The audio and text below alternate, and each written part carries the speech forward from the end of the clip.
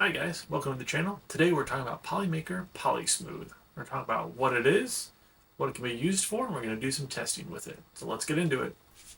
All right, so first, what is Polysmooth? So Polysmooth is a filament from Polymaker, and it comes in a variety of colors. You can see black, white, a whole variety here. I have purchased the blue for my testing, but it is a filament that should print at relatively standard settings, and then it can be smoothed with isopropyl alcohol.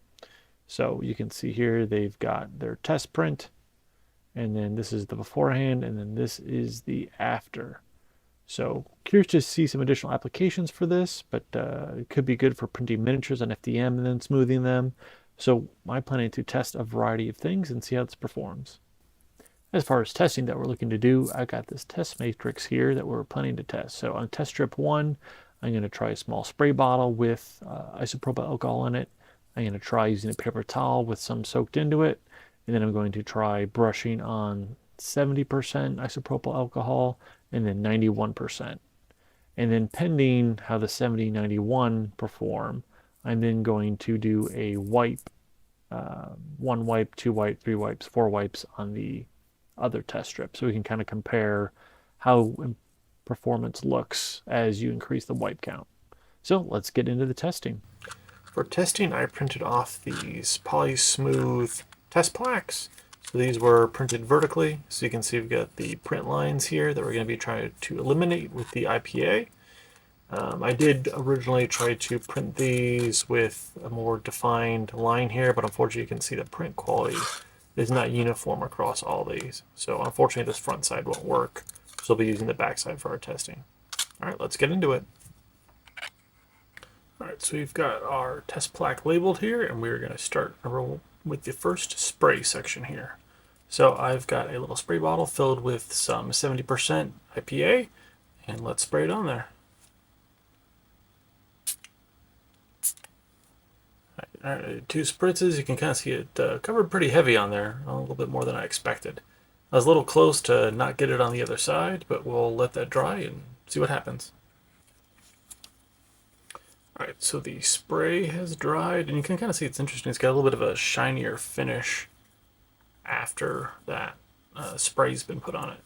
So let's move on to the wipe section. Again, I'll be using 70% and put it on a paper towel and wiping it on.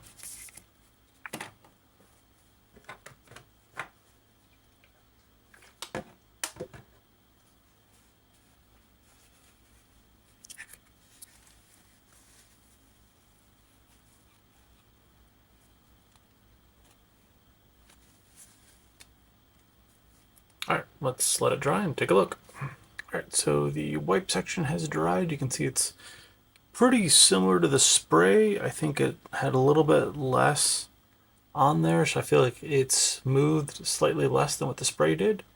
And let's move on to the brush. All right, it's covered, and again, I'll let it dry.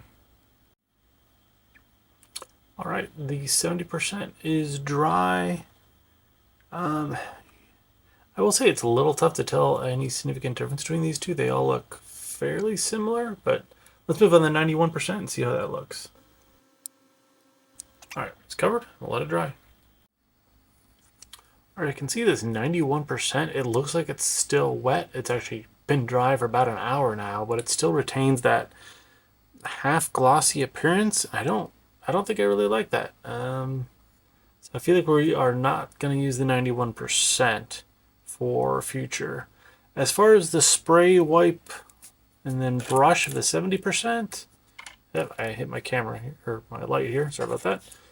So as far as spray, brush, 70%, they all look pretty similar. I think the spray could be nice for getting into like a bigger piece if you wanted to do it, but the brush and the wipe are similar, but I think with the brush I just had a bit more control. So instead of wipe on this piece, so you can kind of compare these two, there's a little bit more smoothness on these, but I think instead of the wipe, I'm actually going to do a brush just for more control.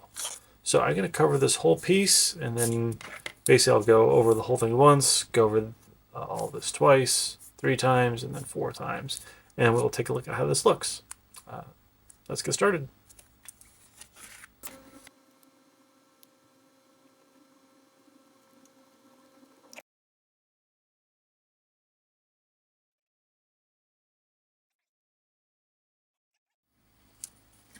Alright, so this is the completed dried test piece. So we've got after 1 brushing, 2 brushing, 3 brushing, and 4.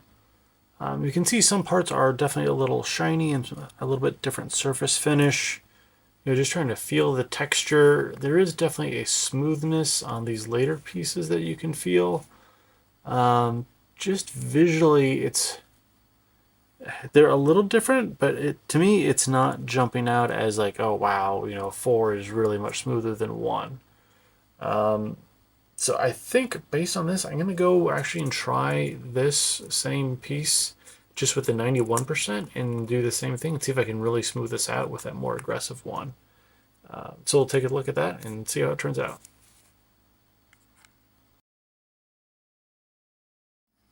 All right, I can see after the first pass of 91, this is all pretty shiny. It definitely looks a lot different than just the 70. So I'm going to go off camera and do the 2 layers, 3 layers, 4 layers, all off camera. So we'll come back to hopefully more dramatic difference on this. All right, be right back. All right, so here is the completed 1, 2, 3, and 4 brush. As you can see, after the 91%, the whole thing is definitely pretty shiny. You can still see, obviously layer lines on all these as I kind of have it catch the light. As far as a feel standpoint, the lines are still visible. Really, once you get to 4, it's really starting to feel a lot smoother, especially in certain sections.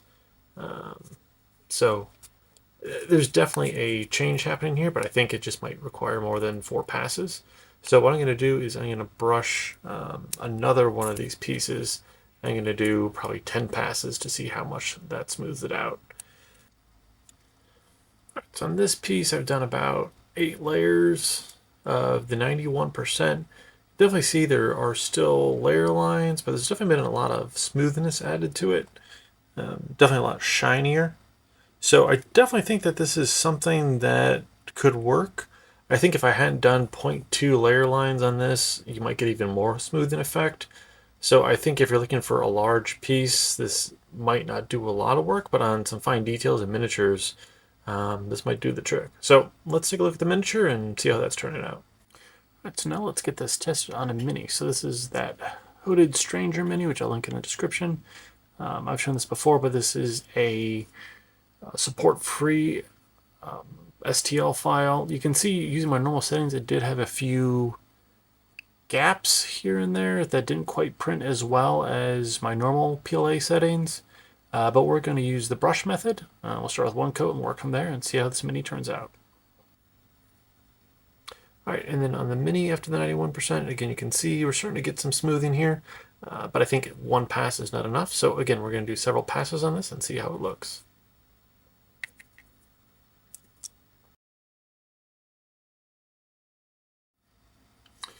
All right, so this is the miniature after another 8 layers of the 91%. So you can see it's shiny, like the test plaques. Has really diminished some of those layer lines. And for reference, we've got a resin print next to it. Not sure how visible it is on camera. I mean, obviously the resin's going to look better. But at first glance, you've really smoothed out all of those. A lot of the layer lines are looking a lot better. Some of the gaps I had are obviously still present, but even those are maybe a little bit less noticeable now that I've done about 8 passes with this. So definitely some improvement, and I think what we got to do is paint this up and take a look at it. All right, so let's get to it. All right, here we've got the mini primed in black.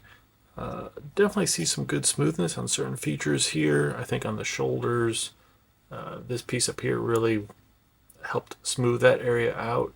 The gaps are actually, I think, a little bit better after all this work. I was worried that the isopropyl alcohol might accentuate them, but I think they look a little bit better. And again, that was a print quality issue where I could have reprinted this, but I wanted to do just kind of a case with my normal settings to see how it looked. So let's paint this up. I'm going to paint them. All right, so actually I'm going with a bit more of a zenithal highlight style. We're just going to do some contrast paints on the main parts. So I'll be starting off with Talisar Blue, giving this main cloak a wash, and then we're going to move on to the rest of the cloak. So with this contrast paint, I'm just applying it all over the back of the cloak, making sure to work in any recesses, and just kind of let the contrast paint do its work by getting it in all the crevices. Onto a white scar. The zenithal highlight didn't really come out as I wanted, so I'm doing a base of white on here just to provide a lighter base for the next contrast layer that I'm going to put on this part of the cloak. So I'm going to do a contrast Space Wolves Gray. I did a first pass with this and let it dry. It didn't really give as dark of a cloak as I wanted to, so let it dry and then got back with a second coat of the same contrast paint. Move it on to the staff with Morphing Brown. Again, just covering this all with the brown to make sure I get a nice even coat on that. I did my Skullcrusher Brass on the little metallic bits. Not a lot there, but just a little bit to make it pop. He had a single hand that I covered with bleach bone, and then I did a Nuln Oil wash on the staff and the hand and the metallic bits. This miniature didn't quite turn out as well as I wanted, but it does kind of show how a Polymaker Smooth miniature can be painted and how it looks in the final version. So, final thoughts on the Polymaker Polysmooth filament. I think it's an interesting filament. I think the test results showed that you certainly can help eliminate some of those layer lines and give your print a nice finish. I think actually better application might be a larger piece that you wanted to reduce some layer lines and add some shine to it.